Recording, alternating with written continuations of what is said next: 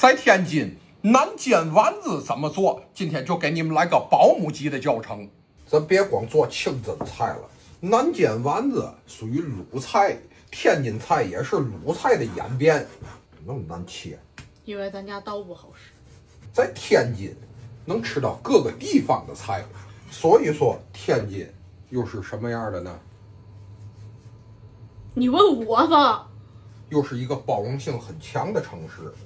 肉馅儿买回来自己剁啊，2把刀一起剁，就多余那把小的。这个刀又代表什么？别看它小，它也在干活，身残志坚，就跟咱夫妻俩一样。对，你身残我志坚，你身残我志坚，这就相当于你的身高，这就相当于我的身高，咱俩是互相扶持、互相包容、互相一块儿干活，一块儿努力，达到人生巅峰。累死我了！让你现在做南煎丸子，肉馅一定要自己剁，别买绞好的。快剁好的时候，再把我媳妇儿掏出来一块儿剁，把功劳得分享出去，不能把功劳全都揽在自己一个人身上。这叫什么？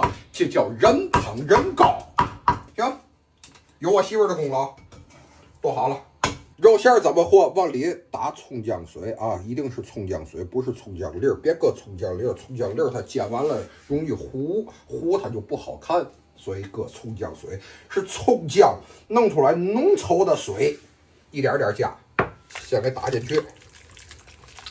葱姜水打进去之后，拍几个荸荠，这荸荠一拍，好歹子一切就行，不要太碎，让你们轻点劲儿拍，这就是一个道理。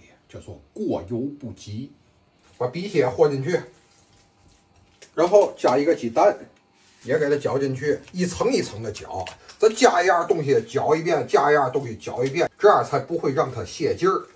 和完之后加酱油、胡椒粉、香油，再和，加团粉，别来太多，为了让它有一个粘合的作用。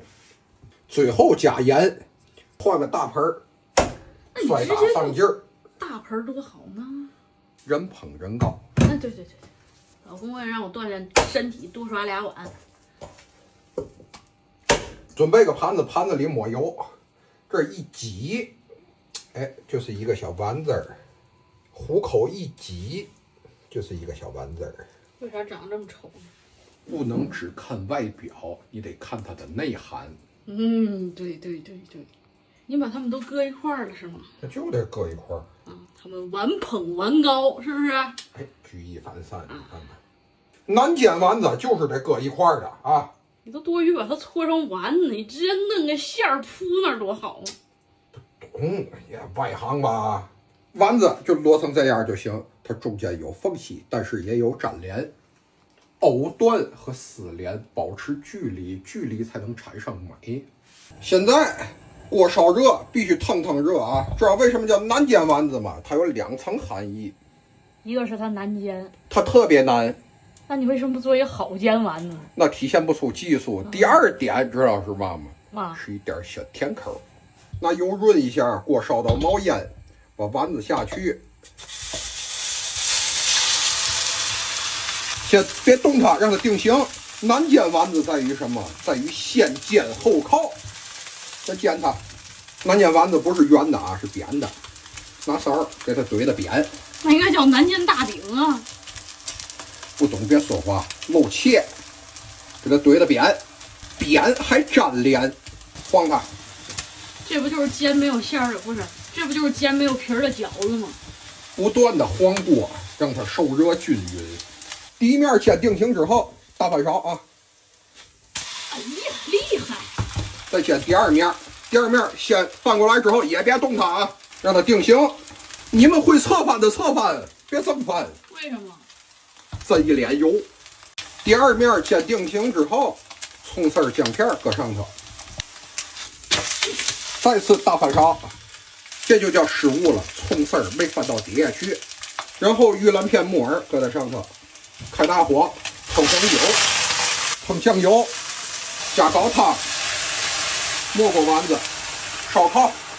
烧烤入味以后，来点糖，糖融化之后勾芡，炝勾好以后，淋花椒油，再次大翻勺，转火，出锅。等你煎完了，必须得是整个的，然后再给它抠开，必须得有粘连，不粘连那不叫南煎丸子。抠开之后，里面肉还是松软的状态。来口丸子，松软入味儿，蘸点糖汁，和上米饭，满满的肉香咬到鼻息嘎吱嘎吱的声音，再加上鼻息的甜，略微带点小甜口，配上米饭，做完饭它热，来口带冰碴的酸梅汤。这就是在天津做南煎丸子的完整版教程。